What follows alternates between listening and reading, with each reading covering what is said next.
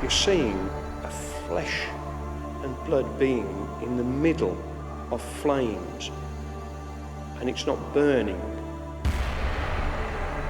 This object was something out of Star Wars of today. I just sat there and I was totally gobsmacked. And a very strange thing was about to happen to me that changed my life forever.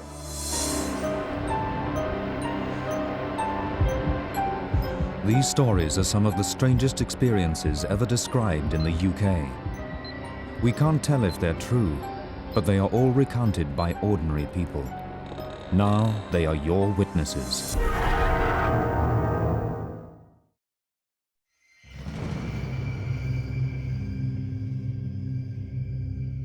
Wem in Shropshire, 1995.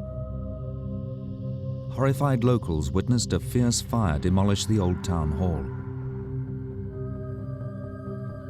The true cause of the fire remains unknown even today, but as the smoke cleared, a far more sinister mystery rose from the ashes.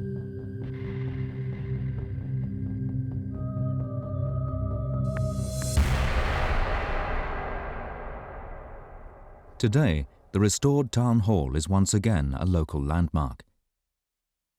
Its restoration was a huge project for the town, and one of the first people on the scene the morning after the Great Fire was demolitions expert Roger Stokes.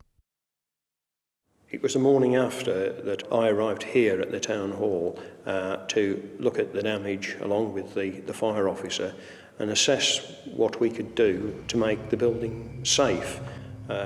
So we walked up the metal fire escape, which had managed to survive. You get this sooty, oily deposit. And as we got up there and we came to walk onto the landing, I noticed a series of what appeared to be footprints coming across, diagonally across the landing. Looking at them, I thought, well, these are a child's footprints. They look to be about the size that are, I don't know, 10, 12, possibly 14. And I happened to mention to the fire officer, I said, the kids have been up here early this morning, haven't they? And he said, well, no, there's been nobody up here at all. We're the first two people that have been up here. We've had fire crew on duty all night, and there's also been police officers outside. So there's nobody been up here at all. Roger Stokes is not naturally superstitious, and as the reconstruction of the hall was a priority, he wrote the incident off. Until a few weeks later. One of the labourers, along with the site agent, saw a figure. They couldn't see the head in detail, but it looked like somebody wearing a long dress. And there was a glow around it. They obviously didn't really take too long a look at this. They saw it and hightailed it back down the stairs as fast as they could go. Had something sinister happened on the night of the fire? What or who was behind these unexplained sightings? When the demolition crew had moved in to clear the wreckage, one small section of the original town hall had mysteriously survived.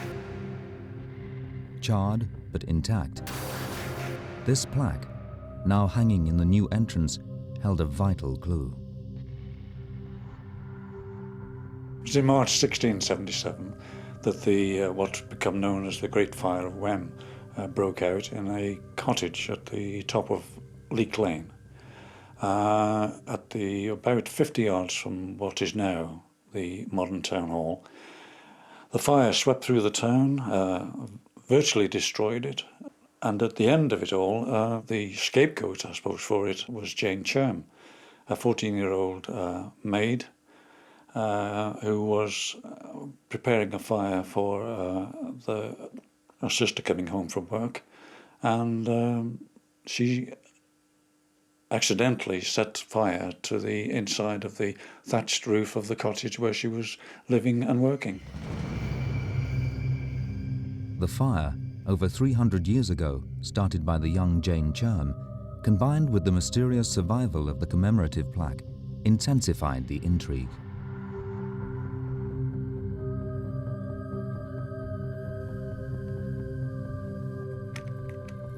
But a crucial witness from the night of the fire emerged that would propel the mystery to the front pages of the world's press.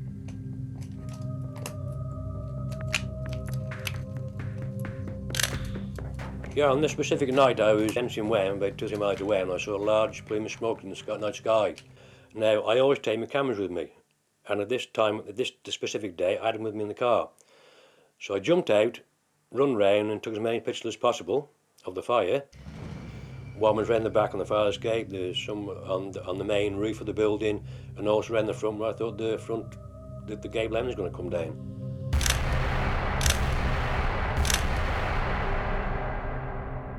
When I was developing the negatives, I noticed there was a spot on one of the negatives that shouldn't have been there. I noticed there was like a small head sticking over the railings by the fire escape.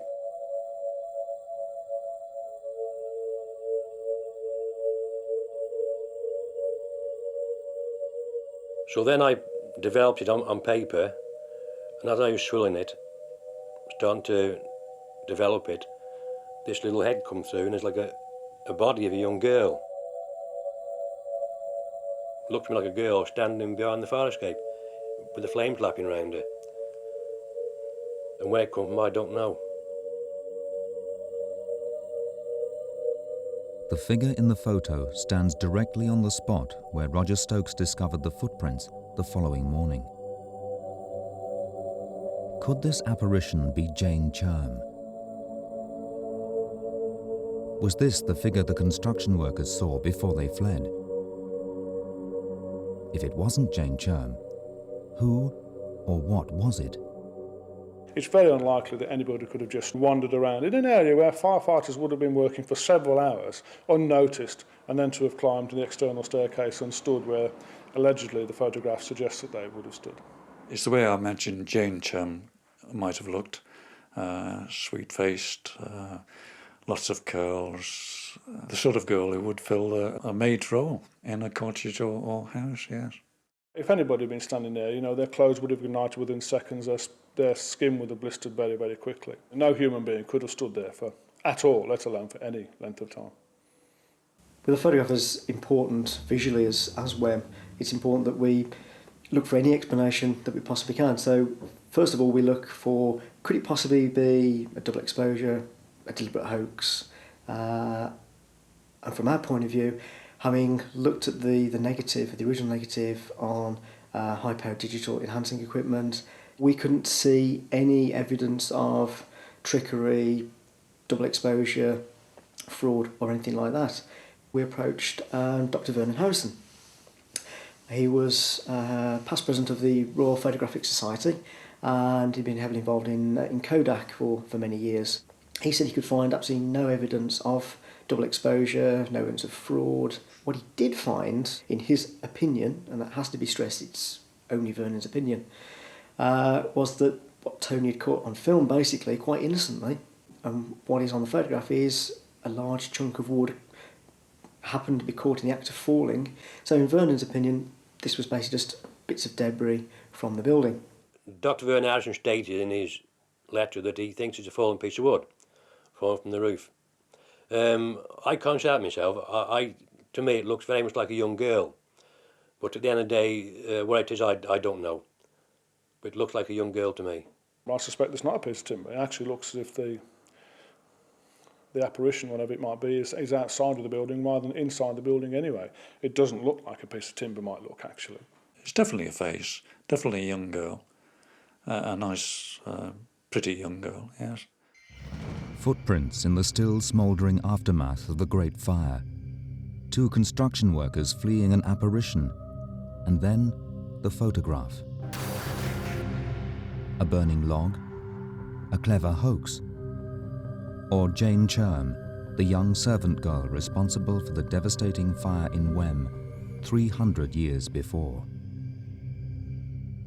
Nobody's trying to hoodwink anybody, certainly as far as I know and as I believe it. This story is true. I really don't know what it was, whether it was a piece of timber or whether it's a real apparition, but I do know what it wasn't. It certainly wasn't a human being. I don't think it's double exposure. I don't think it's falling wood. What I think the photograph possibly shows is maybe an apparition. And as far as we're concerned, the case still remains open. I don't believe in ghosts, but I know there's something on that photograph that shouldn't be there. At the end of the day, this photograph has made my life hell. And I wish that someone would say to me what is on the photograph and explain to me what it is, and I'll be quite happy then. You're seeing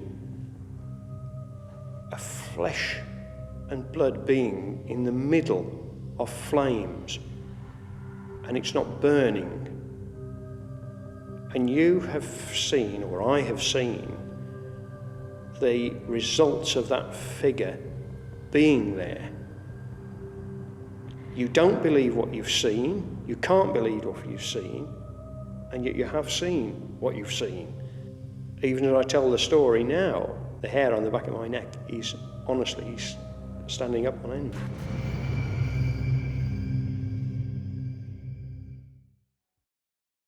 These little creatures, about 3 foot 6 high, with lamp-shaped heads. That's how I described it. I was very, very frightened of it. There's a light coming from underneath. I'm getting back into the car. I'm going.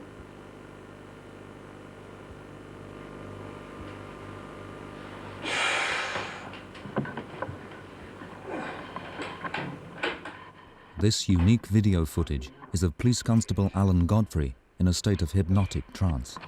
There's a light. Shining a light. Doctors are attempting to recover 40 minutes from Alan's consciousness, lost on a cold night in November 1980.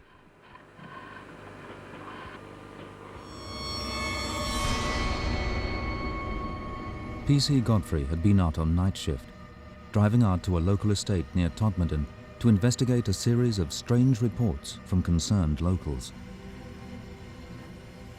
Just as I'm about to turn up there, something caught me eye. I was kind of going to turn up, and then I looked up the road, and there was an object.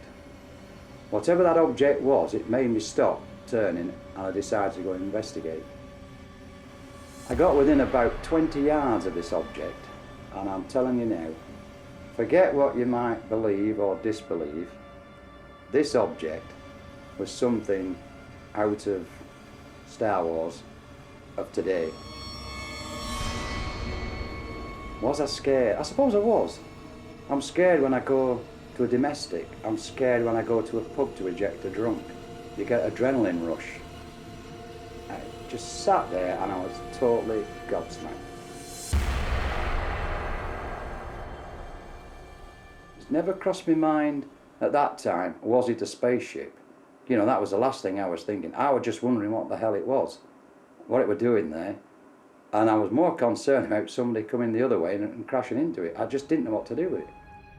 PC Godfrey tried to radio back to base on 2 separate radios, but was unable to get through on either. So I'm left here with a situation, I won't say panicking, but wondering what to do next. I had to make a decision pretty quick. What are you going to do? I remember picking my clipboard up, and I thought I'll do a quick sketch of this. It was approximately 20 feet wide. It was about 14 feet high. It was hovering off the ground. I could see my police car, the headlights were shining right underneath it. It was diamond in shape, but the bottom half of the object seemed to be rotating anti-clockwise very slowly. But as I'm watching it, you know, we're in gobble, I realised that it was actually going that fast clockwise. It was the optical illusion of going backwards. And then it was just this brilliant, brilliant bright light. It was just a poof. And then I was at the other side of the object. Just like that. I was another 40 yards up the road, and I'm driving the car. First reaction, looked in the mirror, nothing there. Turned the car around, went back to the scene, nothing there. what's going on, you know, have you hallucinated? If it was very, very real. It was a very, very real hallucination. No, I realised what I'd seen was real and it had happened. Why would he come forward? Unless it was true, what's he got to gain? He's not doing it for financial gain. Money's never been discussed when I'm talking to him. You know, it's just clearly bothered him. He has seen something at close proximity, within 30 metres in this case, for a duration of 7 to 8 minutes. You know, you can't get confused at 30 metres. And at 30 metres you can rule out all the usual excuses of a meteor, balloon, swamp gas, aeroplanes, whatever. What other people have said over the years, you know, that I've been told it was Venus. What Venus was doing blocking the road, I don't know. I mean, lots of theories have gone around at the time. I'm telling you, that object was real, it was solid, it was a nuts and bolts craft, believe you me. Over the next few weeks, several other sightings of strange objects in the night skies came in. 5 other police officers from the surrounding areas all reported that they had seen something strange that night.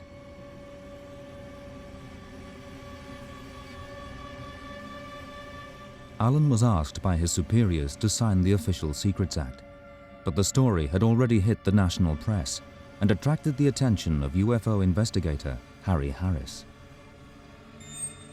I was then contacted by Norman Collinson. He was then a detective inspector of police, head of the Manchester Fraud Squad. He invited me to come and interview Alan. A crowd of us crowded into Alan's front room, and Alan related his event. And then after that, he's grilled by Norman Collinson. And I mean grilled. At some stage, and I can't remember at what point, it became apparent that he'd lost time. Through exhaustive interrogation, the team discovered that roughly 40 minutes of Alan's evening remained missing. But they couldn't account for what happened. When we discovered that Alan had suffered an amnesia, a missing time, it occurred to me that hypnosis might assist in probing his missing memories. And we arranged acts of hypnosis to be carried out by a consultant psychiatrist and lecturer in clinical psychiatric medicine at Manchester University, and another doctor who carried out hypnosis for the police. There's a light coming from underneath. I'm getting back into the car. I'm going. For the car, I'm going.